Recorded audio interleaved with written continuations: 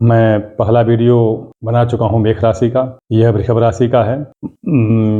पीछे 2023 में ग्रहों की चाल के कारण बहुत उठापटक देखना पड़ा, तो 2023 तो व्यतीत हो रहा है, 2024 आ रहा है। लेकिन इसके पहले मैं बता दूं कि यह जो वर्ष बीत रहा है यह ईसाई वर्ष है। हमारा तो बीतता है, हमारा नया वर्ष प्रारंभ होता है रामनवमी के बाद, संवत्सर। तो अब यह जो नया वर्ष जो हमारा शुरू होगा संवत्सर बीतने के बाद, उसमें और इस वर्ष में 4-5 महीने का अंतर पड़ जाता है। इसलिए जो अंग्रेजी मान से जो हम लेते हैं नए वर्ष का, तो उसमें 2 तरह के फल प्राप्त होंगे। मतलब एक संवत्सर का फल प्राप्त नहीं होगा। जैसे हमारा जो नया संवत्सर चलेगा वह पिंगल नाम का संवत्सर होगा, जो होली के बाद जो नया साल जो प्रारंभ होगा और रामनवमी के बाद, तो वो जो होगा वो पिंगल नाम का संवत्सर होगा। हालांकि बाद में कालयुक्त आ जाएगा, कालयुग संवत्सर आ जाएगा, लेकिन जो हम संकल्प आदि लेंगे उसमें पिंगल का ही हम संकल्प करेंगे। अभी मैं उसी हिसाब से बता रहा हूँ कि जो नया वर्ष हमारा प्रारंभ होगा हिंदी का, तो उसमें थोड़ा बड़ा विघ्न कारक स्थिति उत्पन्न हो रही है, बहुत विघ्न कारक स्थिति आ रही है। क्योंकि जो नया संवत्सर प्रारंभ होगा उसमें जो विभाग हैं, जैसे राजा होंगे मंगल, मंत्री होंगे शनि, फसलों के स्वामी होंगे मंगल, दुर्ग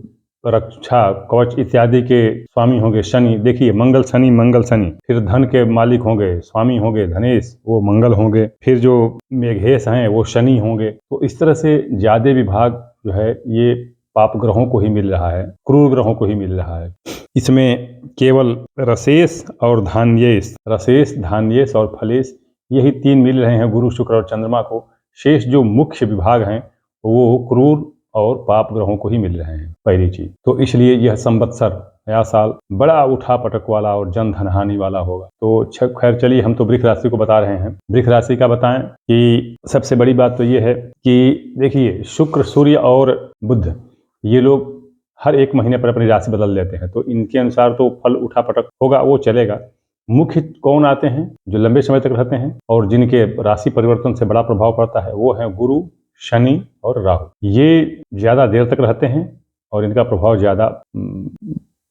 ज्यादा प्रभावी होता है, भारी होता है। तो पहली जो जनवरी जो हम अंग्रेजी मान से लेंगे, 1 जनवरी 2024, वह मघा नक्षत्र में प्रारंभ होगा। तो मघा नक्षत्र तो सूर्य राशि की होती है। 1 जनवरी को ही बुध जो है वो मार्गी हो रहा है, और अंत में, साल के अंत में 31 दिसंबर को गुरु मार्गी होगा। बीच में ये वक्री होते रहेंगे। तो हमको वृषभ राशि से तात्पर्य है, अभी ये वीडियो वृषभ राशि का है। दूसरी बात बता दूं मैं कि मैं प्रत्येक वीडियो में अपना व्हाट्सएप नंबर देता हूं। तो उस पर क्या होता है कि मैं तो इसलिए देता हूं ताकि किसी को कोई समस्या हो और उसका निदान पूछना हो तो वह लोग उस पर लिखेंगे। लेकिन कुछ लोग क्या करते हैं कि तर्क वितर्क, शास्त्रार्थ और ज्ञान प्रदर्शन, अपना बुद्धि प्रदर्शन के हिसाब से उसका प्रयोग करते हैं। तो उसका तो खैर मैं उत्तर नहीं देता हूँ, दूंगा भी नहीं, क्योंकि उसे मेरा मतलब नहीं है। शास्त्रार्थ करने के लिए किसी शास्त्री से संपर्क करें, अच्छा रहेगा। मैं तो सारा फौजी आदमी, फौज से सेवानिवृत्त हूँ, मुझे शास्त्री आचार्य का कोई मतलब नहीं है। पारंपरिक रूप से मैंने इसका ज्योतिष का और कर्मकांड का वेद का अध्ययन किया है, इसलिए मैं ये सब करता हूँ। खैर, जिसको भी कोई समस्या हो तो समस्या के समाधान के लिए तो मुझे संदेश दे सकता है। मेरा व्हाट्सएप नंबर है 9889649352। मैं आगे बढ़ूँ वृषभ राशि के लिए। वृषभ राशि के लिए 1 जनवरी को, अर्थात ईसाई वर्ष के प्रारंभ में, व्यय भाव में, जो खर्च का भाव है, उसमें गुरु बैठे हुए हैं। और वर्ष के प्रारंभ में ही 8वें भाव में बुध और शुक्र बैठे हुए हैं। 8वें भाव में बुध और शुक्र बैठे हुए हैं, तथा 9वें भाव में, अर्थात चंद्रमा से 9वें भाव में, भाग्य भाव में सूर्य और मंगल बैठे हुए हैं। तो व्यय भाव में तो निश्चित रूप से है, गुरु खर्च कराएंगे। गुरु जो हैं, ध्यान दीजिएगा, ये 20 अक्टूबर को ये वृष राशि में वक्री होंगे। 20 अक्टूबर को वृष राशि में वक्री होंगे। तो ध्यान दीजिएगा, ये शुभ ग्रह हैं और शुभ राशि में बैठ करके अगर वक्री हो रहे हैं तो इसका प्रभाव देखिए। गुरु जो है ये तो शुभ ग्रह है, गुरु शुभ ग्रह है, लेकिन होता क्या है कि शुभ ग्रह होने के बावजूद भी लग्न भाव, मतलब जैसे राशि में ही अगर बैठा हो तो उसका फल हानिकारक होता है। तो अब इस तरह से देख लीजिए, मैं बता दूं आपको कि एक तो व्यय भाव में रहा है पहले, तो यह तो नुकसानदायक रहा ही है। वृष राशि के बाद हमें जब मेष राशि में गुरु है तो वो तो हाँ, मतलब धन हानि कराएगा ही कराएगा। लग्न में अर्थात मतलब जो राशि में जाने पर भी यह वही करता है। तो इसलिए गुरु दोनों तरह से अशुभ हो रहे हैं। राहु जो है वह लाभ के भाव में है, इसलिए वह तरह तरह के लाभ देता रहेगा। इस प्रकार आय व्यय तो सामान्य रहेगा, किंतु 9वें भाव में, भाग्य भाव में सूर्य और मंगल के बैठ जाने से व्यय की अधिकता रहेगी, लाभ कम रहेगा। व्यय की अधिकता रहेगी, लाभ कम रहेगा। साल में दुर्घटना से बचें। वृष राशि वाले साल में वर्ष 2024 में दुर्घटना से बचें, क्योंकि 8वें बुध और शुक्र बैठे हैं और बुध का स्वामी शुक्र है, वृष राशि का स्वामी शुक्र है, और वही जब अपने से 8वें बैठेगा तो वह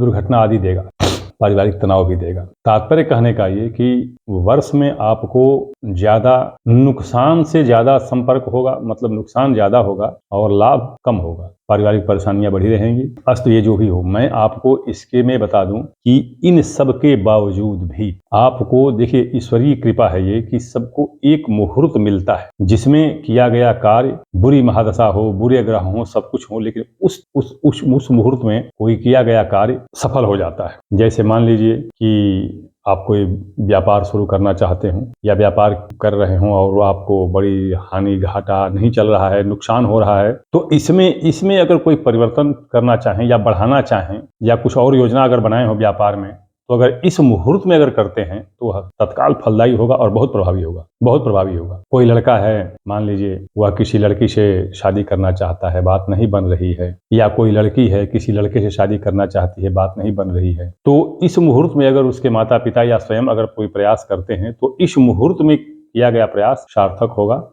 सफल होगा और निश्चित सफलता मिलेगी। तो वृक्ष, ये मैं वर्ष फल तो मैं बता नहीं रहा हूँ, वर्ष फल जिसको बनवाना होता है वह बनवाता है, वर्ष फल शुल्क देता है और उसका वर्ष फल बना करके दे दिया जाता है। खैर, लेकिन ये जो मैं विशेष मुहूर्त बता रहा हूँ इसलिए बता रहा हूँ ताकि अगर आप परेशान हो, अगर आपकी कोई समस्या अटकी हुई हो, कोई काम नहीं हो रहा हो, कोई योजना नहीं फलान्वित हो रही हो, तो इस मुहूर्त में अगर आप करते हैं तो आपको निश्चित रूप से सफलता मिलेगी। तो वृक्ष राशि वालों के लिए मैं बता दूं, 1 अप्रैल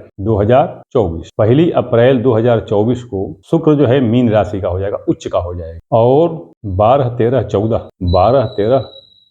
अप्रैल को चंद्रमा भी अपने उच्च में रहेगा, वृक्ष राशि में रहेगा। तो 12-13-14 में यदि वृषभ राशि वाले अप्रैल में यदि कोई काम करना, जैसे बिगड़ा हुआ काम हो, रुका हुआ काम हो, अगर ऐसा कुछ है, या परीक्षा प्रतियोगिता का हो, या व्यापार शुरू करने का हो, या शादी विवाह का हो, घर बनवाने का हो, वाहन खरीदने का हो, भूमि खरीदने का हो, जो भी हो, अगर 12-13-14 में करते हैं तो कोई विघ्न बाधा नहीं आएगी और 100% सफलता मिलेगी। इसलिए वृषभ राशि वालों के लिए 12-13-14 अप्रैल 2024 अति उत्तम है। देखिए, चाहे दशा कोई भी हो, चाहे ग्रह कितना हो खराब हो, सब कुछ हो, लेकिन ये 3 दिन जो बता रहा हूं मैं, ये 3 दिन सारे अरिष्टों को रोक देगी, बांध देगी, खत्म कर देगी, और उन 3 दिनों में अगर कोई कार्य किया जाए तो उसका लंबा प्रभाव, दूर तक दूरगामी प्रभाव हो जाता है और वह अस्थायी रूप से हो जाता है। तो अगर यदि ऐसी कोई योजना हो, कार्य रुका हुआ हो, तो अगर इस मध्य में करते हैं तो आपको निश्चित सफलता मिलेगी। पुनः बता दूं कि अगर वर्षफल बनवाना हो तो वर्षफल के लिए अलग से आप शुल्क दे करके अपने पूरे साल भर का लेखा जोखा बनवा सकते हैं। अभी मैं अगला वीडियो मिथुन राशि का बनाऊंगा, मिथुन राशि वाले प्रतीक्षा करें।